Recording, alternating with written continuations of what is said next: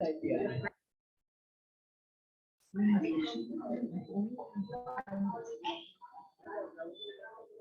morning, everybody. This is a special time of year. I've heard that most people, or many people, would wish to push a button and it'll be after Tisha B'Av, like, just get me there, you know? It's like, let me go to sleep and wake up after Tisha B'Av, because it's hard time, there's restrictions. Judy spoke about the restrictions coming from Rosh Chodesh, which is Tuesday night, and tomorrow night, Monday. Tomorrow night is Rosh Chodesh. There's more restrictions about Rosh Chodesh, the first day of Av. Yeah, it's Wednesday, starting Tuesday night. When we don't eat meat, we don't. I mean, there's Sephardim have a different minhag. They start the week that it falls. We start the week of Rosh Chodesh for a few more days. We can't go swimming. No swimming. Really? So I was saying that that I heard that a person would just like to push a button and it's over. It's after Tisha B'Av. We could eat, swim, drink, bathe, meet, music, but even better. Let's push that button.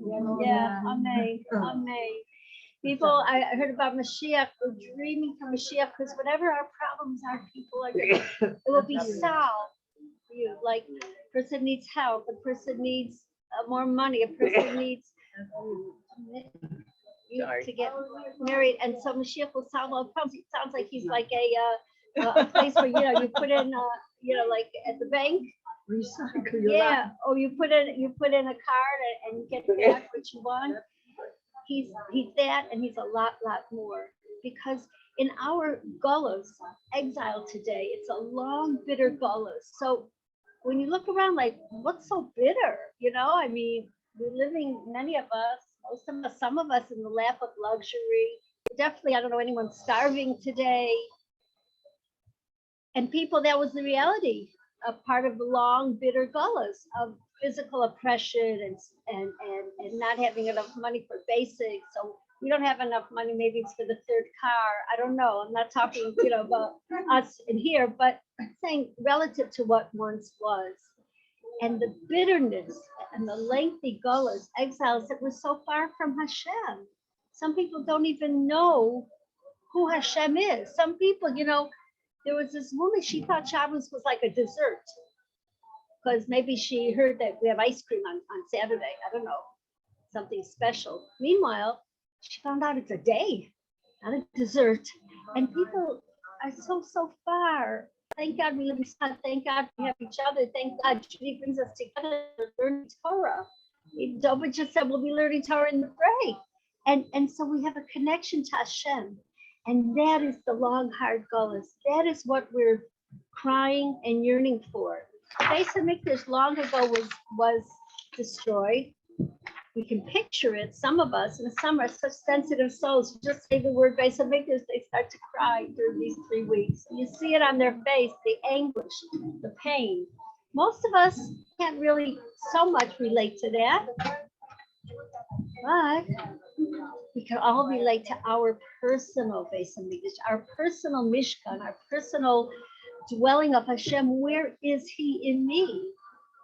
Where's my mind and my heart and my mouth? Is it full of purity, of connection, of love with Hashem, or is it going off somewhere, ignoring Him, or not wanting to be close to Him? We're not knowing about being close to Him, and that's what the main thing that we're feeling badly, or not feeling sad, but feeling a yearning, an emptiness, a wanting more. Never, ever, ever to confuse it with sadness. Sadness is something Hashem hates. He hates when we're sad. It's called a leiv nishbar, like brokenheartedness, like a yearning, like I want so much that connection. I want it for everyone, for all of us, and for all of Yisrael, all Jews, and for the whole world. That will be Mashiach. There will be such a shalom that the whole world will realize Hashem is one. The whole world. And that's what we're praying for. And that's what we're yearning for. And that's what we're missing. And to gain that through sadness is not the way to go. Sadness is an eighth of the Yetzer Hara. the side of negativity, the side of evil wants us to be sad in these 3 weeks and always. But there's times when things happen to somebody Right. that somebody loses a loved one. I mean, something terrible happens. Right. And you're really sad. Like, Right, I mean, what are you supposed to do? right. But we have time frames for that. In Judaism, we have time frames for it. We have the Shiva, we have the 30 days, we have the year, or the 30 days if it's not a parent. We have, your head doesn't always go with it, but we have it. Sadness is a reality. Rabbi Koenig told me when I lost my first husband, he said, you have to accept it and accept it with simcha.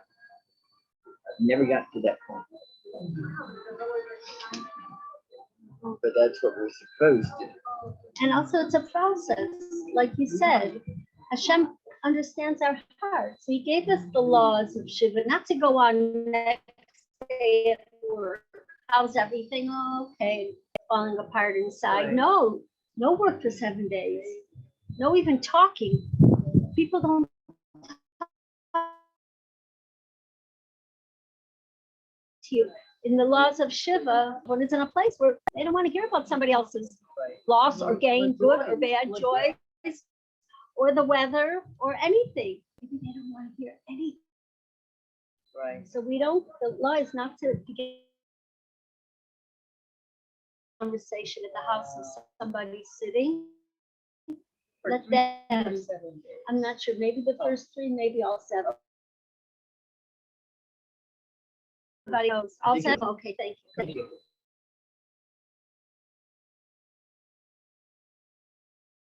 And our feelings, and he appreciates and understands we're human, and he created us. So if he's the one that understands we have a heart, and sometimes a broken heart.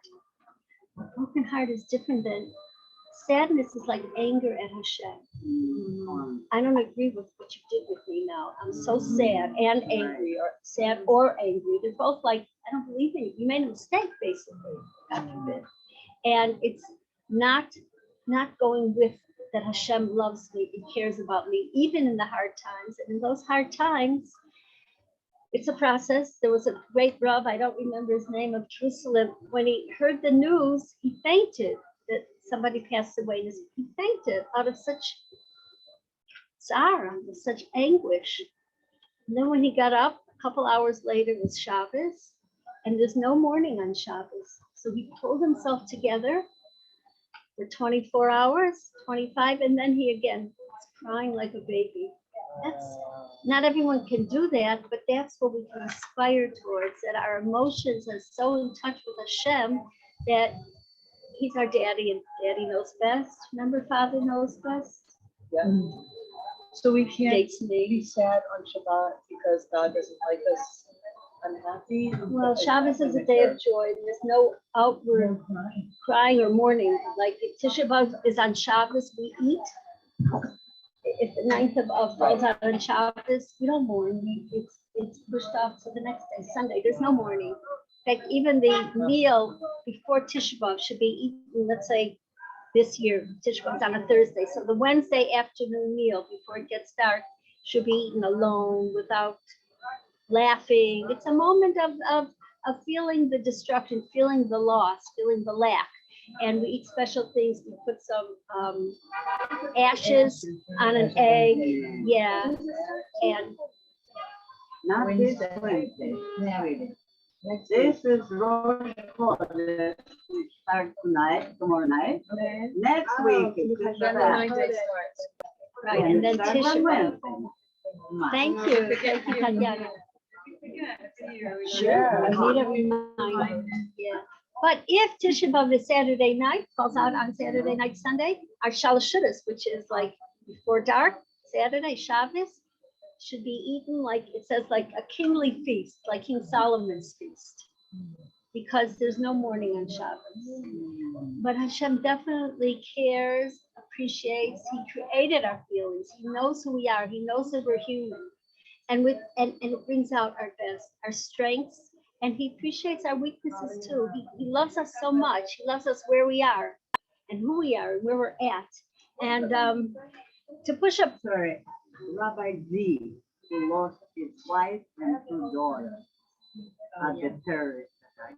He's an example Oh, yeah, of yeah. unbelievable courage to handle something horror and be inspirational to other people. What he does is unreal.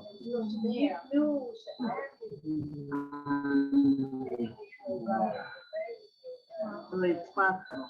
Right, it's possible. And for those, for us who don't get there, it's understandable.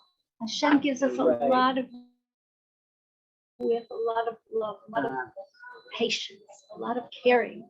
Hashem of caring. And this man was a young man, and he drove like a car. He drove other little children, his own and others. And about this little boy passed away. And the driver, who's a friend of the parents, was so broken. He was responsible. He couldn't continue. He drove the car, forgot the neighbor's son in the car on the way. He was a teacher in Cheder school. And how does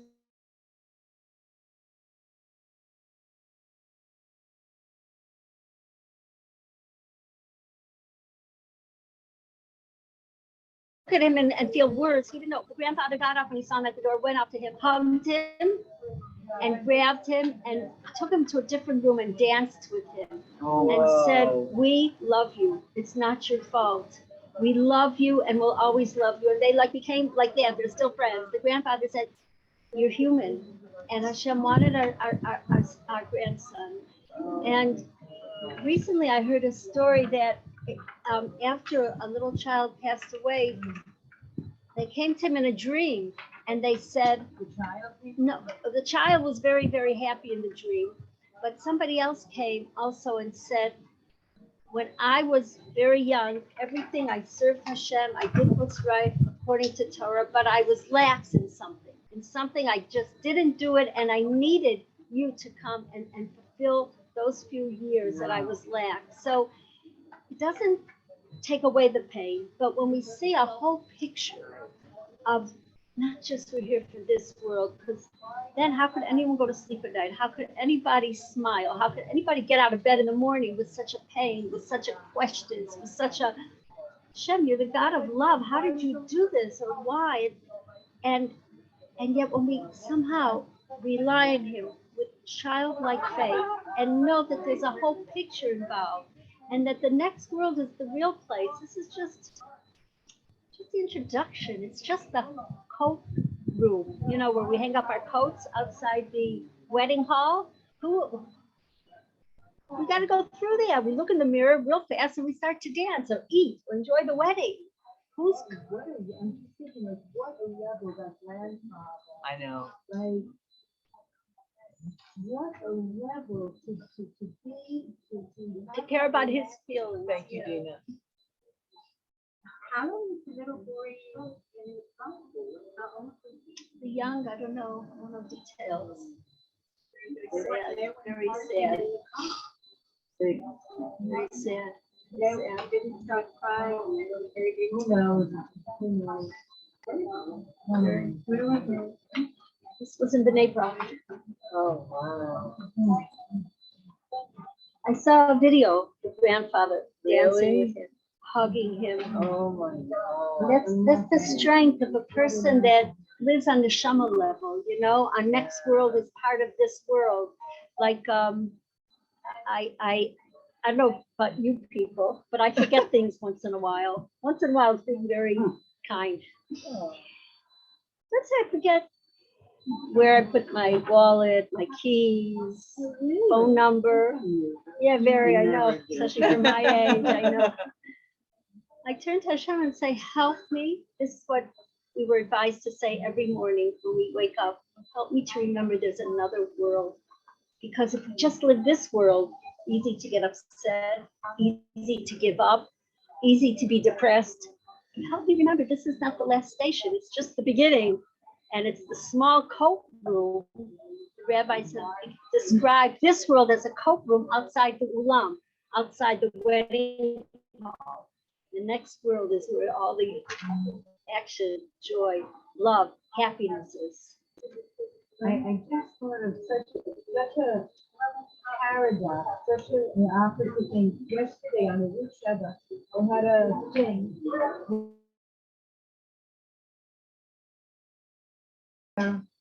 Some three men and a foreign worker taking care of the elderly parent, and the elderly parent died, and he didn't pay. Said, he died in the school, whatever, and it had nothing to do with the worker, and they refused to pay him. And the worker